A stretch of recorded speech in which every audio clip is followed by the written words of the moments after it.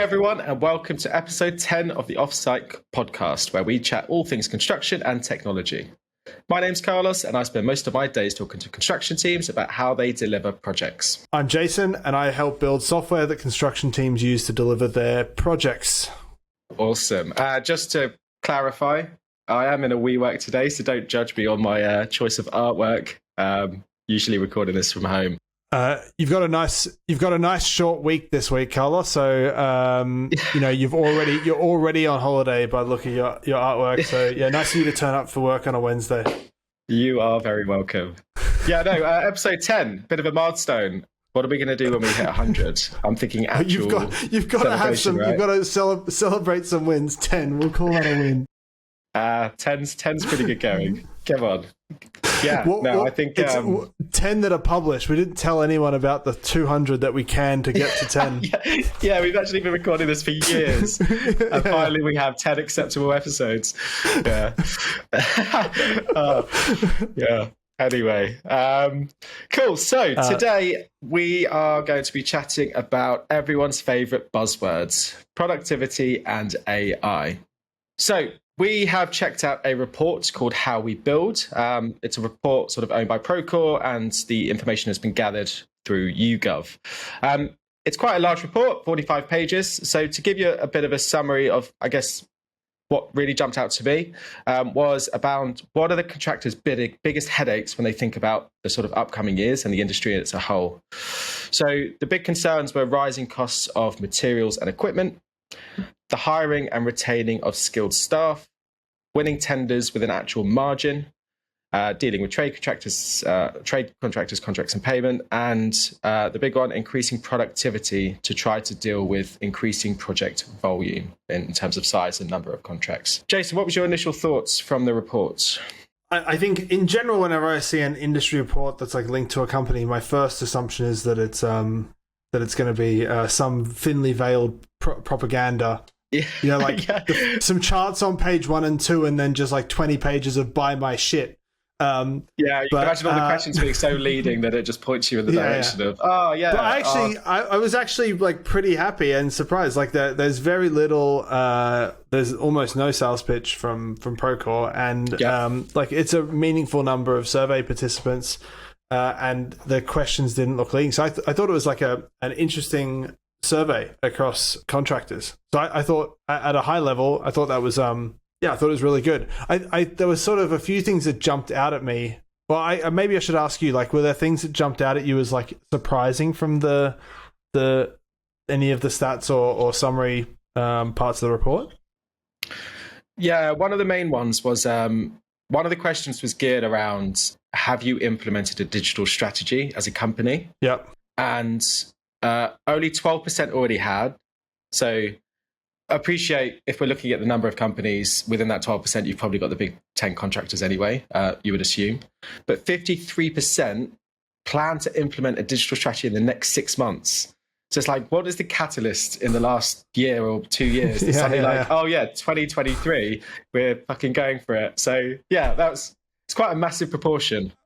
I saw a similar thing actually. There's there's this section where it asks the survey participants what technologies will be introduced in the next 5 years, and it's got like 15 different technologies, from things like 3D printing, so like kind of like out there things, 3D printing, IoT, augmented reality, and weirdly, like all the respondents answered between 38 and 49%. Which, like, I guess made me laugh as a construction person, because I can imagine myself like trying to deliver projects, run a company and business that's like going to make money and not go bankrupt, and someone's asking me to like pontificate about the future of technology, and me just sort of answering each one with like, yeah, maybe, I suppose. Like, it's sort of all in this like mid-range of like, maybe we'll do it. It's like a shopping basket. Yeah, I'll take all of those. Yeah, maybe.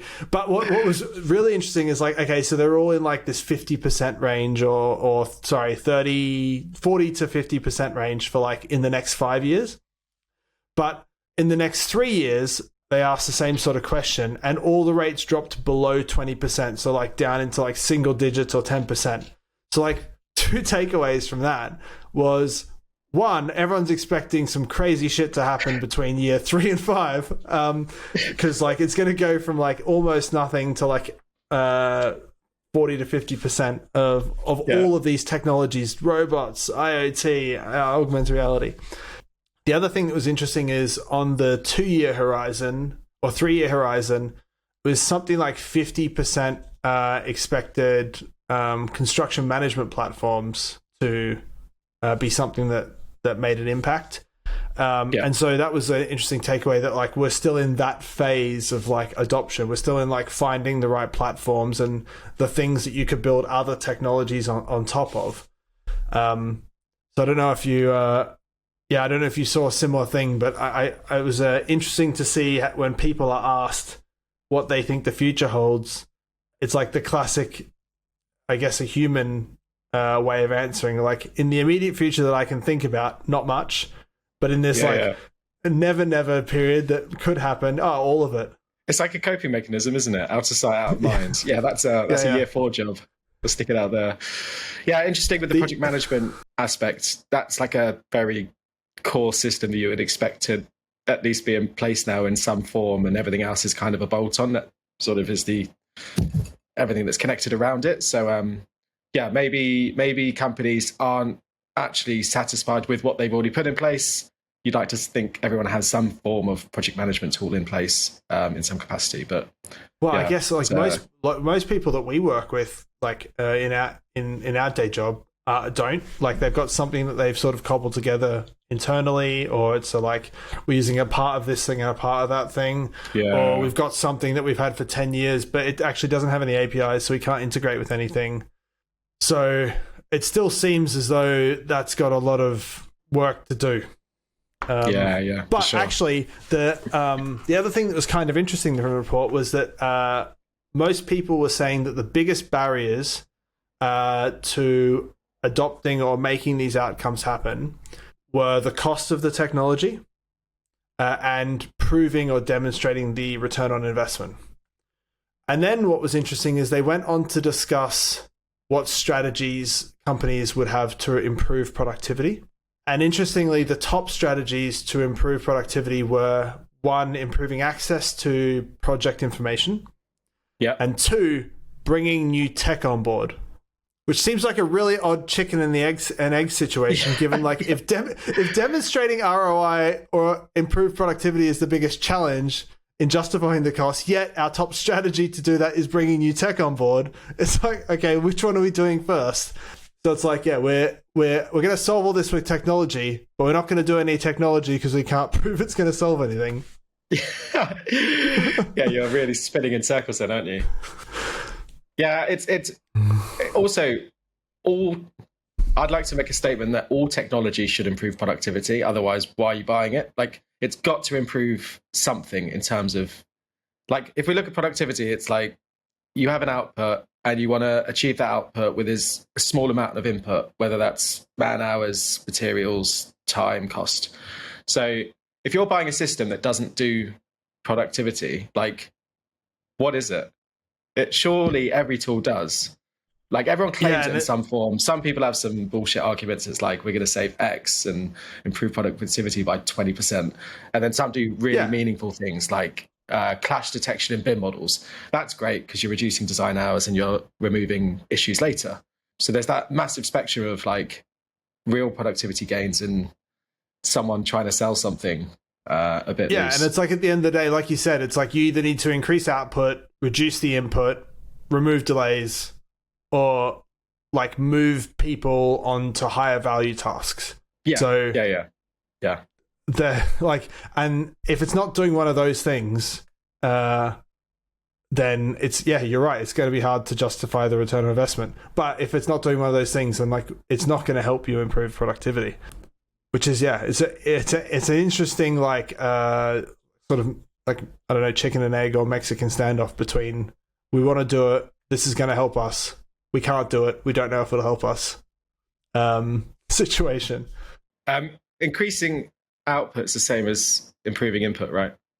They are the same thing, because if you're you could with the same, like, I guess if you can type faster, you're increasing output for the same amount of input for you. if you reduce input, you could do the same amount of output with less people. It's probably like the same thing, but one's more like they are opposite sides to the same coin. You're right. Yeah, it's like resource per unit is improved, and that's either through input or output.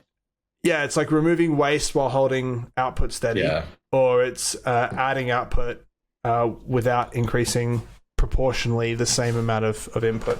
But yeah, it's the same equation. I think that would be a good time to move on to the next topic. So there are lots of AI apps popping up, and it's sort of apps that sit on top of AI infrastructure, and a lot of them are allowing teams to sort of query lots of information to get answers, so we can speed the rate of awareness, knowledge, information that can help you move on with your job. There's a lot to talk about in terms of a lot of these systems, even ChatGPT and Bard, down to smaller companies who are trying to do these sorts of applications. There's a lot of testing going on at the moment. How accurate are they? I guess, to bag it all, it's trust. Do we actually trust these systems? So we know how projects sort of think about adopting technology on projects. How do you think we'd actually go about trialing one of these applications on a project? Do you think that would differ to how we use traditional tools, or do you think this AI question mark is it's quite a hurdle to get over? Yeah, I think like there is, for anyone in construction that gets any of the like emails from all the different places that seem to spam the hell out of me, it seems like there's like a different AI, construction related AI app or edition or something popping up like every day. And when you look into like a lot of them, they're probably largely in two categories. So there's like, you can think of a lot of them as kind of like ChatGPT, but they're passing across, a lot of them are sitting on top of like an existing language model. So like think of ChatGPT, but they're helping pass better context across for your prompt or like what you're putting in. So some do it in like, literally they just wrap your prompt and pass it across. So if you write like, how do I build a wall? They might wrap it with some context. It says, I'm a construction engineer in Australia or the UK, and I'm trying to do this, and then my question is this. And like, it's as simple as that. They're like the real basic, that's the super basic approach, and it has a marginal impact. Others do it by fine-tuning the model itself by passing across like a bunch of preparatory information. So an example would be like, say you wanted to build an app to like cheat on, I don't know, like a year one university economics course. You could pass across the model, like an OpenAI, like a GPT model. You could pass across all of your course notes and textbook content beforehand, and then ask questions with that like fine-tuned version of the model. So it's like what you know is ChatGPT plus your data, and then you ask questions on top. And some of them do that, and then they stick a different interface on it, and it's now something.ai app. And so you can have a view on whether they're like, that's real companies or whatever. I don't want to be like negative on it, because like some of them I've seen, I'm like, that's actually pretty useful. I'd probably use that. But I guess to simplify, going to your question, it's on one level, it's just like another wave of technology that like is banging on construction's door. You know, that if I'm on a project or I'm at a contractor or whatever, I've now got to sift through more of these like people that are spamming my LinkedIn inbox. So I think that, like you said, the interesting question is, how should a contractor or someone in industry or a project deal with that, like even more inbound push of like, oh, we could do this, we could do that. One of the key parts I was thinking about is like, if you try a new tool, which is like a digital solution for something you were doing, you've got this learning curve of how to use that tool. You've got maybe some new outputs that you need to build into your routine so you can get the value out of the system. The difference with this one is it's going to be super time intensive, because you're going to have to pilot it, but still do the traditional method, because you don't trust whether the answers are actually correct or accurate. So you're going to have to do the manual work as well as doing the new process. So it's quite a commitment for a project to do that. So you'd 100% have to like pick one area or use it in very sort of siloed instances to build trust. But at what point do you switch off the manual check and go, yeah, AI is giving us the right answer? Yeah, it's like that. I suppose it really depends on what it's doing for you. Like if it's, I don't know, say it's doing like rigging calculations. So just picked a random one off the top of my head. It's going to help you decide what, I don't know. I don't know if this exists, but let's say it helped you decide like what chains or lifting gear you need to lift a certain load. You say, I'm lifting a 20-ton widget, and I'm going to sling it on 4 points. What size, what is my rigging plan? That one there's kind of high consequence. You'd probably want to be checking that one every time. Yeah. But I thought you were going to talk about concrete mixes then, and I was worried we were going to have the first hour-long episode of the Offsite Pod. I'm not touching that ever again. But so yeah, some situations are definitely like high consequence. You'd have to double check them. Others are low consequence. Like say, and this one I'm pretty sure this does exist. You could feed it all your like lessons learned. We always talk about lessons learned in construction and how absolutely terrible it is and impossible to get any lessons learned from one project to the next. You could just feed it all your like lessons learned documentation. And then someone could go and ask a question. I'm doing piling on the next project in this region, in this type of soil. Is there anything that we've learned? How should I approach it? And it could go through and just summarize a bunch of context and give you links to the right places where it exists. That's like, let's say low consequence because you have nothing to compare it to because the comparison is some person sifting for hours through copious documents. So in that case, you're going to get a lift immediately, and I guess the general user experience of that solution will determine whether people actually use it. So then you just want to be like, do people use it? So it really depends on like, the lessons learned example. I've spoken to a few customers that are trying to do stuff with that. So they've got thousands of documents in shared drive folders. They want to be able to return the right content to the user, obviously through a search, but they're still in the old Google research results mindset of here's 1,500 documents about concrete pours. Whereas what they want to get to is what ChatGPT does, which is here's the best, most specific thing that you need in relation to the thing that you're trying to deliver. So, so I think the actual question is how should contractors or industry think about adopting or testing or using this technology? Because it's kind of you want to try and balance, like if you just imagine you're leading a construction contractor, you want to balance chaos and not getting like left behind and getting the benefit of a potential new technology. Yeah.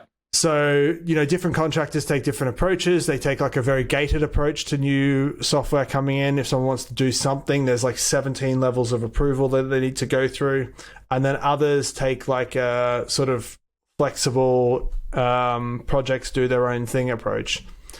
So I wondered what would you do? How would you run, like what would your rules be around testing and adopting new innovation if you were in charge, if you were a CIO or a CTO of a construction contractor? I guess the first thing is I wouldn't let projects do their own thing because we want that massive information. So you really would want to go company wide. If I was managing this, I'd probably want to find out or work out who the maybe top 2 or 3 are in a space, give them all the same set of information and then test the 3 in the same environment to like benchmark the answers against each other. Try to get some sort of idea on which one, if any, do we trust to then probably then move to a project and pilot it within a certain team or a certain section and use that against the traditional method of manual checking or whatever the aspect is that we're looking at. So I'd probably be doing all of that, obviously at the side building some sort of business case or report back on how it performed and then move forward with one. I think you're wrong. And here's why. Hey. Okay. I think that's spoken like a true QS. I'm going to run a procurement exercise. I'm going to write up a statement of work, and then they're going to come in and we'll compare them side by side. And I think that has a couple of outcomes. One, there's a bottleneck of innovation coming into the company, and it's coming in through the top. And who can get in front of if you're the CTO and pitch an idea or identify a category of something for you. Second is, if you do want to do something and test it, you now have to go and from head office pitch to projects that they're going to do you a favor and run a pilot for you, which I don't think you're going to have a lot of fun doing, because projects are busy building an actual project. And so I think that approach will slow the company down substantively, and result in kind of like a half-assed pilot. I think the right approach that I would take is I would let projects do whatever they want. If they want to do something and they try to purchase technology, however, all of that comes into an approval process that's controlled by the IT department. And they need to get some sort of sanctioned pilot on the project where any project can do what they want, but as a result of doing what they want, they have to report back to us what the outcome of that pilot was, whether it was good, whether it was bad, whether there was a benefit, what was the benefit, and would you sort of use it on the next project. And then I would do that and observe the success or lack of success of different technologies. And then once things got a little bit more serious, I would start going, okay, this looks like it's getting to a certain point. Let's run a proper, so that's kind of like, let's call it a proof of concept or a type of thing. Then the next stage, I'd go to a fully like developed pilot. I might have 1 to 5 projects using it. And then once I've got that and I can validated that this is something that the business gets value from, I've tested it in a number of different scenarios that prove that it's, it's not uniquely benefiting this one project over here in some scenario. Then I would move super quickly at a company level to go, okay, we're moving everything to this, and we're ditching the old way. And now I'm taking over how we're doing it. And there's like a team that are going to manage it.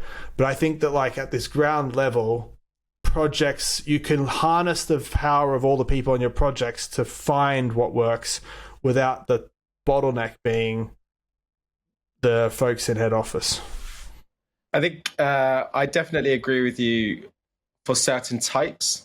So if is that the end of the app? AI, yeah. Cool. If it was AI on like schedule or something that is project information, 100% agree. If it was like a lessons learned type system where people can query information, it's the entire data set of the company, I can't see them letting projects go for it and just handing everything over.